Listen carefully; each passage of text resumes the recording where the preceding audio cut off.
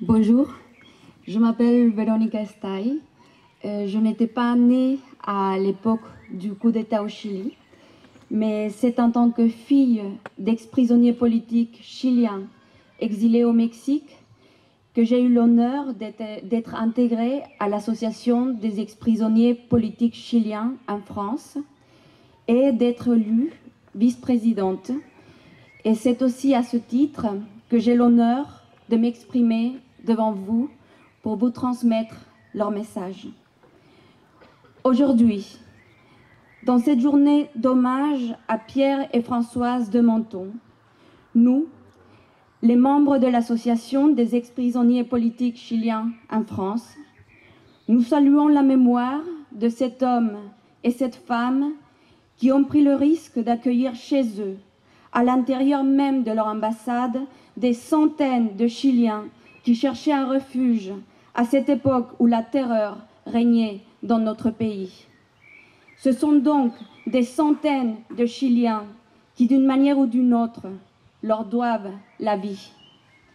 Ce geste est ineffaçable.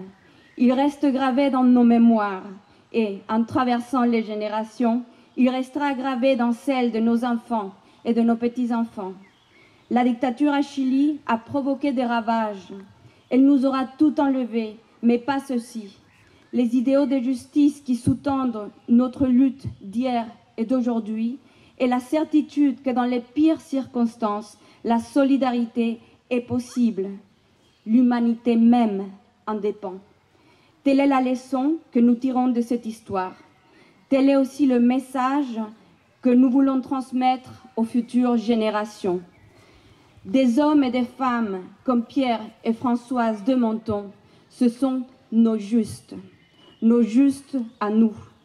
Leur exemple nous pousse à continuer de nous battre pour une société plus égalitaire et plus digne, comme celle qu'envisage la nouvelle constitution qui en ce moment même est en train d'être conçue au Chili.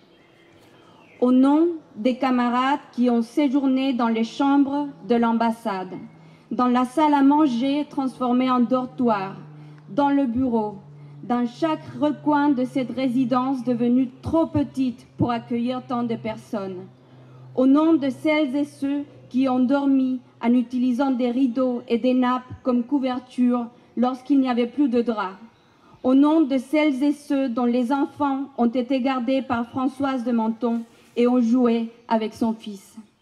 Au nom de celles et ceux qui, en proie à l'angoisse, ont été confortés par le couple. Au nom de celles et ceux qui ont mangé à leur table.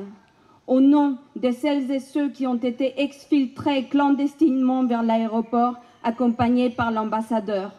Au nom de celles et ceux qui, étant en prison ou en liberté conditionnelle, ont réussi à partir en exil grâce à son intervention. Au nom de notre peuple tout entier, nous leur disons merci.